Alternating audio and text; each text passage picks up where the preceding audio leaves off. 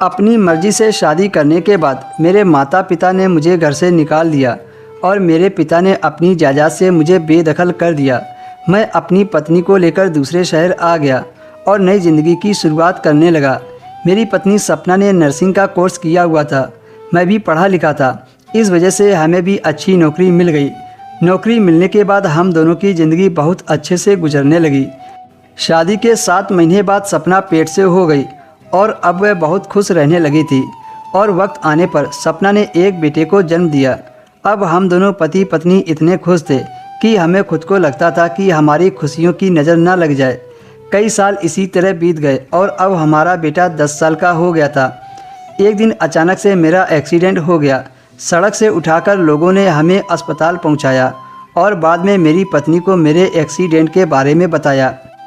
मेरे दाएं पैर में काफ़ी चोट थी। डॉक्टर ने बताया कि लगभग 2 साल तक मुझे घर पर रहकर आराम करना पड़ेगा। अगर मैंने ध्यान न दिया तो मैं पूरी ज़िंदगी पैर से लाचार हो जाऊंगा।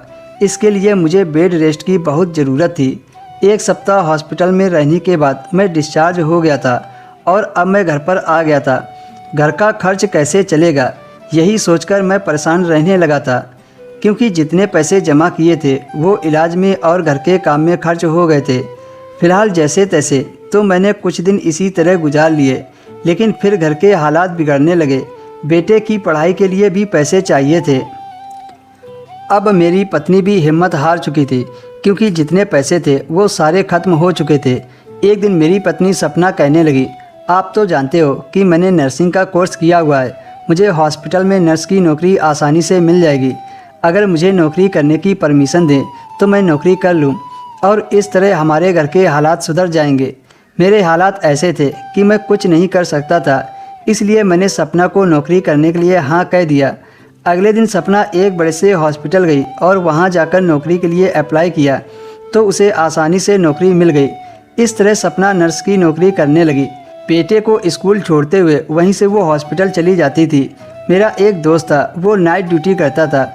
उसे दिन में सोने के लिए एक कमरे की ज़रूरत थी, इसलिए मैंने उससे कहा, दिन में मेरी पत्नी काम पर जाती है, वो रात को ही वापस आती है, इसलिए तुम मेरे साथ मेरे घर रह लिया करो। इस तरह से मेरा भी साथ हो जाएगा। उसने कहा ठीक है और अपना सारा सामान लेकर मेरे घर रहने के लिए आ गया। इस बात से मेरी पत्नी को दिक्कत नहीं थी, बल्कि उसे तो खुशी थी कि दिन में मेरे साथ रहने वाला एक इंसान मिल गया है।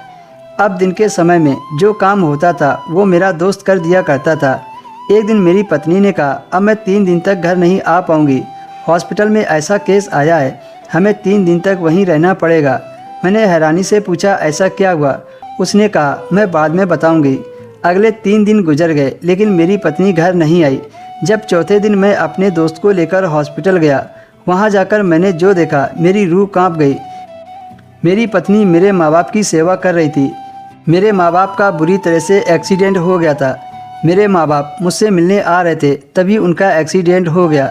मैं अपने मम्मी पापा से लिपटकर बहुत रोया।